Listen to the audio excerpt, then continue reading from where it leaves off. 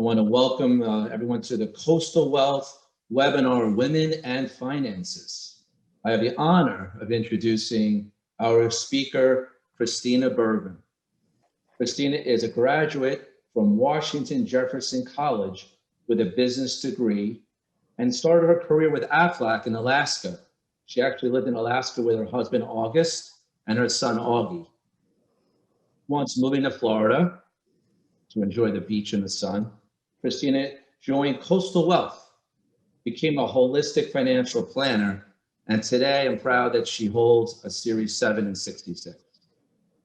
Kristina, I quote her, she's very passionate about her career and helps individuals, families, and small businesses making good financial decisions that are in line with their core values.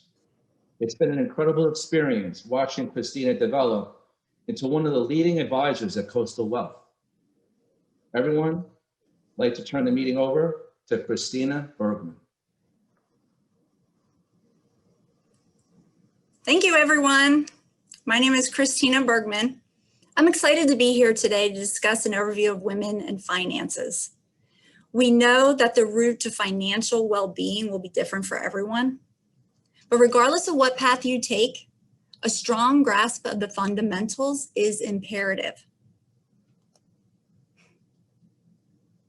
I was told that the financial services industry was not a career path for a woman and that it was a man's world. This gave me the drive to pursue my goals and vision for my family and family's future as I chose to be a financial advisor. Today at Coastal Wealth, I am fully licensed. I'm honored to help educate clients every day about their finances and put plans into place. I'm so thankful for my team that I work with, my family, my friends, and clients that have helped me develop and grow my practice.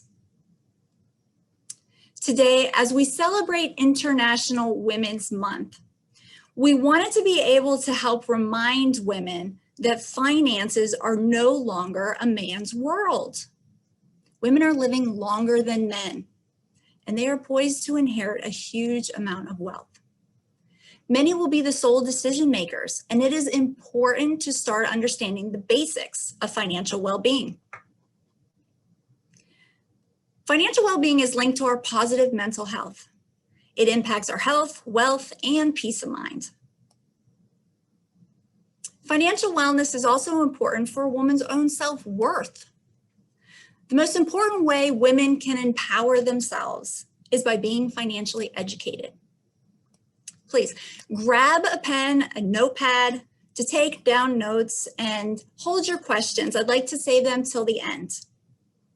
At the end, when we open it up for questions, click the hand raise or the raised hand button and we'll call on you. Okay, let's begin.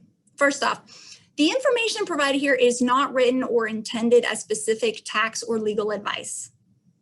You are encouraged to seek advice from your own tax or legal counsel. Slide number 2. What is financial well-being? Having control over day-to-day, month-to-month finances. Having the capacity to absorb a financial shock.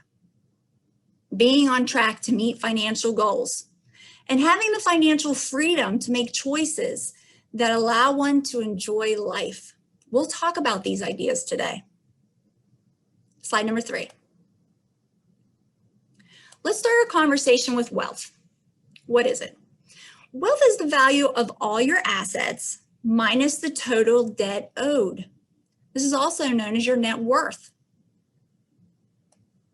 If you ask a man what wealth means to him, he'd probably define it in this way, dollars and cents. We women, on the other hand, we might define wealth differently. According to a recent data from 2018, Charles Schwab Modern Wealth Index, men and women have different definitions of wealth. More than 60% of women said they value good physical health over having lots of money. They also prioritize feelings of gratitude and peace of mind. Women also prefer security to material wealth or luxury. When asked which they prefer, never having to worry about money in the future or being able to buy whatever they want right now, 84% of women said they prefer having peace of mind about the future. So why don't we start there? What is your definition of wealth? Is it a number or is it a feeling? Think about it. Let's dive in by reviewing what we will discuss today. Slide number 4. Today we'll highlight a woman's perspective, primary concerns women have when it comes to finances, savings, investing, and retiring. And lastly, taking control of your wealth however you define it. Slide number 5. We just mentioned that many women will have the same 3 concerns when it comes to their finances: savings, investing, and retiring. Let's start with savings. Women often care for others' needs before their own. It can be harder to help others when you aren't yet secure yourself. Next, investing. Investing can involve risk and be emotional. Your best bet is to acknowledge and understand we should take emotions out of our financial considerations and follow our investment strategy based on the risk you're willing to take. And finally, retirement. About half of women are unsure how long their retirement savings will last. Have they saved enough? Will they outlive their money? Having enough money to last your entire retirement will be a concern for most people, especially for women because women are living longer than men. For some of us, retirement will last upwards 30 years or more. Let's start by talking about your savings. Slide number 6.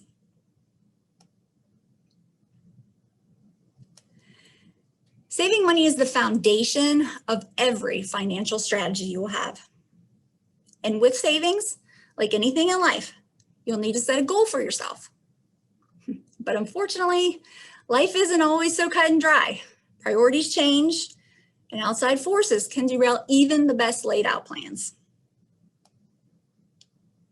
Try thinking about saving 10% of your income each month. Once your emergency fund is met with about 3 to 6 months income saved, you can then reallocate your monthly savings to your next savings priorities. Remember, savings is all about balance. And balancing your saved monies with your priorities is critical. Slide number 7, please. How will you reach your savings goal? Saving each month is a need to have. When it comes to savings, pay yourself first. And remember, savings does not have to come exclusively from your income. It should also come from reduced expenses. Think about what you spend each month. Are all those expenses necessary? And would they be better off used for savings? Slide number 8. Oh no, let's review this first. Budget. If you not have one, create one. An effective budget includes savings as a regular expense, and this helps you spend more on the things that are most important to you. Okay, now slide number 8. Compound interest is the addition of interest, first on the principal amount saved, and then on the principal and the previous accumulated interest. In other words, you get interest on interest. So here's 2 friends. Friend number 1, represented here by the green line on the chart, put $10,000 in a compound interest-bearing account when she was 22 years old. With no other principal added, and assuming a 5% annual return, the value of her savings at age 70 would be just over $104,000. Friend number 2, on the other hand, had decided to wait on saving. And she did not begin saving until age 40. For her to have a similar amount in her account at age 70, she will need to have saved, assuming the same 5% annual return, $125 each month for 30 years. Friend number 1 put a total of $10,000 Well, friend number 2 will need to put aside $45,000 to get the same result.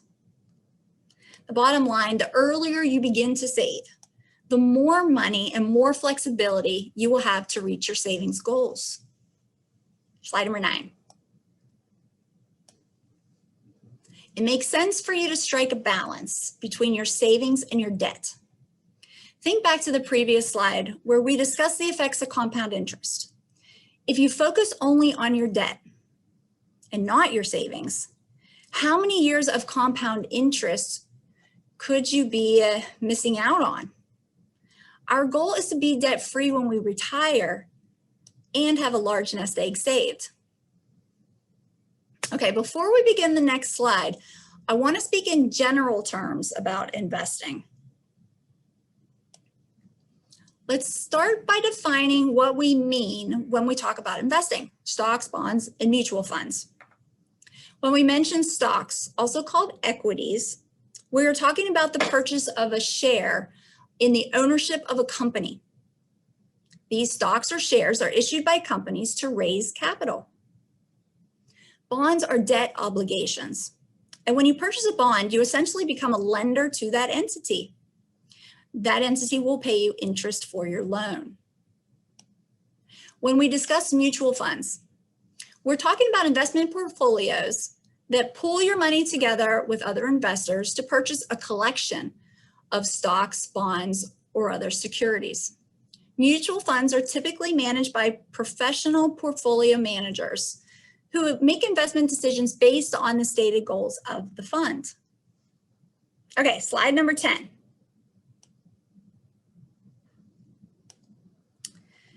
We mentioned earlier that women like yourself are concerned about investment risk.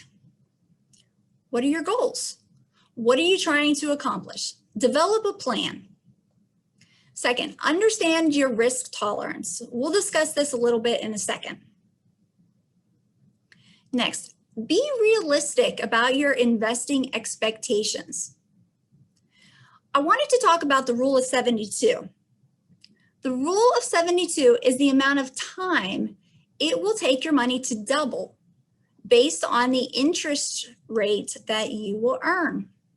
For example, if you are conservative and you are earning 2%, you take 72 divided by 2, that will equal 36 years for you to double your money. If you are more moderate and earn an average of 10%, it will take you 7.2 years to double your money. Lastly, plan for the long term. There will be market ups and downs, and it's important for you not to panic. On average, the S&P 500 returns from 1950 to 2017 were 8.92%. Follow your investment strategy. Next, let's talk about how to understand your risk tolerance. Slide number 11. When it comes to taking investment risk, everyone is different. The first factor is age. How long do you have before you need to use the money? The second factor is risk capital, meaning the money that, if lost, will not adversely affect your financial well-being. How much you know about investing may also be a factor in your risk tolerance. And finally, your own personal comfort level will also play a role. Consider seeking the advice of a financial professional to help you assess your personal risk tolerance level. It's important to note that your risk tolerance may change over time. Slide 11, please. 12. We spoke earlier about how your risk profile could be classified in various ways, such as aggressive, moderate, or as a conservative profile. Depending upon what your profile is, your investment portfolio may be made up of stocks, bonds, and cash equivalents that match. This is what is called asset allocation. As we discussed, age plays a major part in your risk profile. Simply put, the longer your investment time horizon is, the more aggressive you can be. That's because with a long investment horizon, you have time to make up any losses incurred because of market volatility. The closer you are to retirement, when preservation of assets becomes more important, the more conservative your asset allocation strategy may become. But let's take this a step further. By having a mix of stocks, bonds, and cash equivalents, whatever that mix may be, you've created diversification in your investment portfolio. Being diversified means combining a variety of assets in seeking a reduction in risk, rather than investing in any one particular asset. While diversification does not assure a profit or protect against market loss, this strategy often works because different classes or categories of investments may not move in the same direction at the same time. One may go up in value while the other goes down. Slide 13. Great question. What does your retirement look like? Let's start by thinking about this question. Where will you live? How will you spend your time? What is most important to you today? Chances are these things will still be important to you in retirement. Finally, consider how long your retirement may last. We should be planning for 20 years and maybe even 30 years or more of retirement. Another good question. How will you pay for retirement? Let's go to slide 14. Whatever you decide your retirement will look like, the retirement strategy to get there needs to consider expected costs. Based on what you expect your monthly budget in retirement to be, it is important to have different sources of retirement income available to you so you can pay for all the things in your budget. These sources of retirement income include retirement accounts, pensions, investment income, annuities, Social Security, maybe rental income. Organize these sources by whether the income is predictable or variable. Then align the sources of retirement income with the fixed and variable expenses you expect to incur in retirement. Here's one way to do that. Let's go to slide 15. This is called the 4-box strategy for aligning your retirement income and retirement expenses. Let's start with the necessary expenses, the top right box. Many of us will have necessary expenses like those shown here. Housing, food, healthcare are necessary expenditures. Your list also will include priorities specific to you. To cover these expenses, your goal should be to use sources of predictable income like Social Security, pension benefits, or annuities. They are not affected by market ups and downs. These expenses are represented in the upper left-hand box. Now take a look at the discretionary expenses box in the lower right-hand side. These are the type of expenses that allow you to do the things that you want to do, like travel, go out to eat, entertainment, hobbies. Assets from the income from assets box on the lower left typically would be used to cover your discretionary expenses. And these sources could include stocks, bonds, and cash. But like any part of life, retirement comes with its own set of risks. Slide 16. What are they? Longevity risk. Longevity risk refers to the risk of outliving your savings. Risk of inflation. Inflation refers to a general rise in the price of goods and services. Even assuming a low rate of inflation, your purchasing power will erode over time as your dollar buys less. At a minimum, your retirement income will need to keep pace with inflation just to maintain your standard of living. There's also a risk of withdrawing too much, too soon from your investment accounts. Matters can be made worse when an unexpected emergency arises or you are withdrawing money in years following a down market. Asset allocation and market volatility are risks in retirement because you may not have enough time to adequately recover from the losses due to a severe market downturn. Finally, healthcare costs. The longer you live, the more likely you will consume expensive medical services. There are a number of things that you can do to help mitigate these risks. Live a healthy lifestyle today. There's one. Also, speak with your financial professional. They can provide more specific information on these risks and offer some ideas on how to be better prepared for them. Okay, we discussed savings, investing, and retirement. Now let's talk about you. Slide 17. Let's spend a few minutes talking about taking control. Taking control of your financial wellness. Continue to educate yourself after today. Learn how to invest. Understand asset allocation and diversification. Learn about life's inherent risks. Educate yourself on the risks facing your loved ones due to your or your partner's premature death or disability. Learn about protection options to protect you and your loved ones. Educate yourself as much as possible so you can make informed decisions and discuss options available with your financial professional. As a financial professional myself, I appreciate having informed clients. It makes it much easier to help them with their planning needs.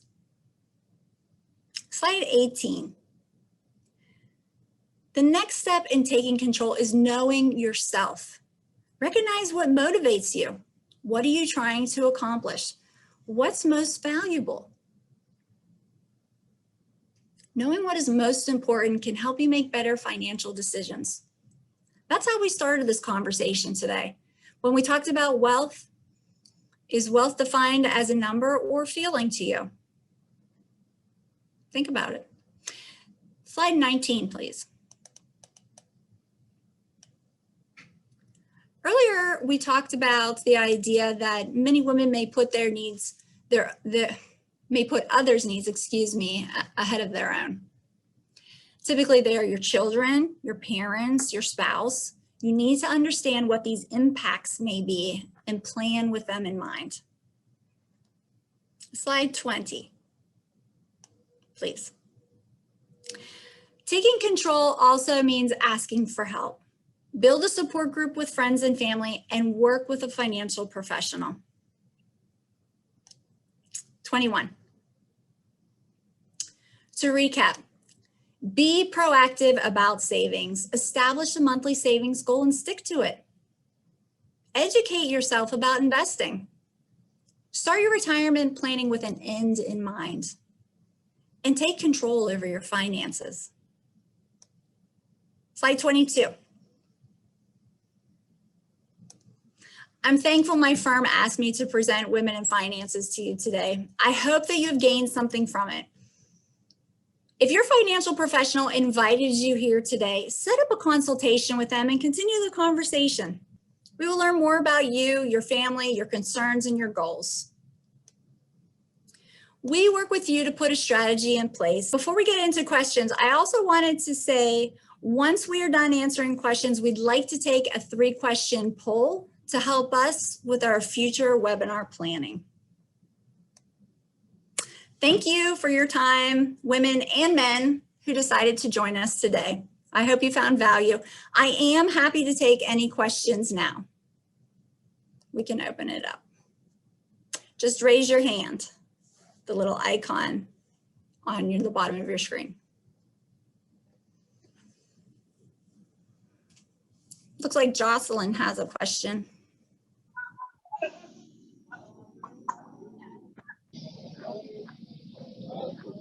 Did you call on anyone? Or talking to me? Jocelyn, are you there?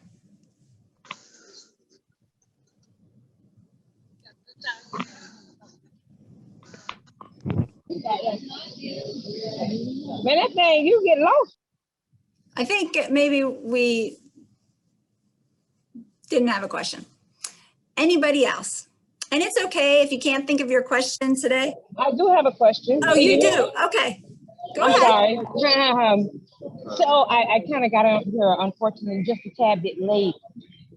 So your company provides through the district some of the savings plans? We do. And you'll see my contact information is on the screen. Also, we will be emailing out the approved recorded version, and you'll be able to go back through the information. And again, my contact information will be there. And if you'd like to set up an appointment, we're happy to do so for you. Okay, And we'll discuss your personal situation one-on-one. Right. Okay, I would love that. Thank you. Thank you. Anybody else? You can raise your hand.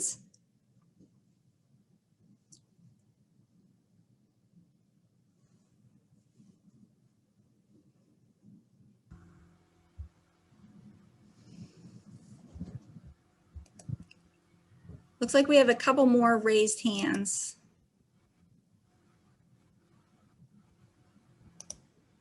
Alicia, Dr. Alicia, did you have a question? Yes, I did. So you encouraged us to start investing, and I was just wondering, like, is there like a percentage of what we should be investing, or a certain amount of money monthly that we should be investing? Like, Great question, Doctor.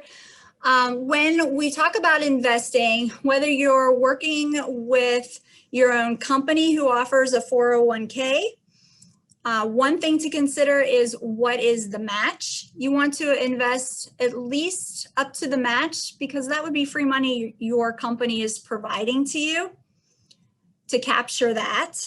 And then personally, what I do is I raise my 401k investment contribution 1% every year. And so that's a small percentage. I don't even see effects in my paycheck, but I know that every year my contribution increases.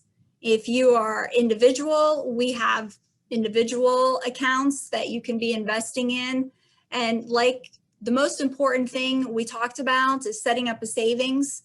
That is important for you to have a foundation, and then everybody's going to be different. So you can reach out for an individual appointment or call me and we can discuss your situation more. okay, thank you so much. Thanks. Anybody else?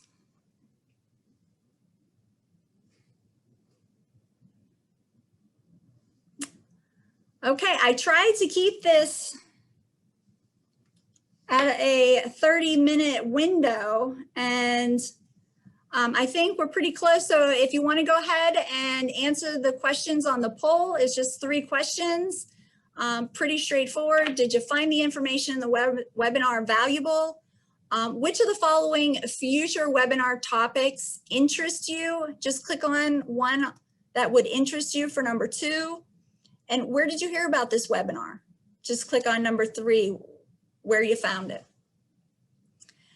Thank you everybody who joined us today, and I'm really excited to be able to have continuing conversations and possibly even bring you on board as a client.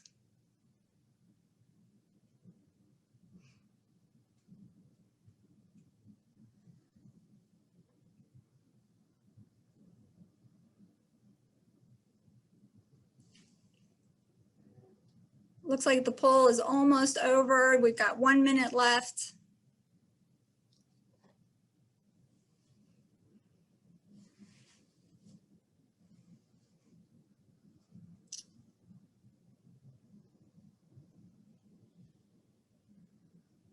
Looks like everybody voted.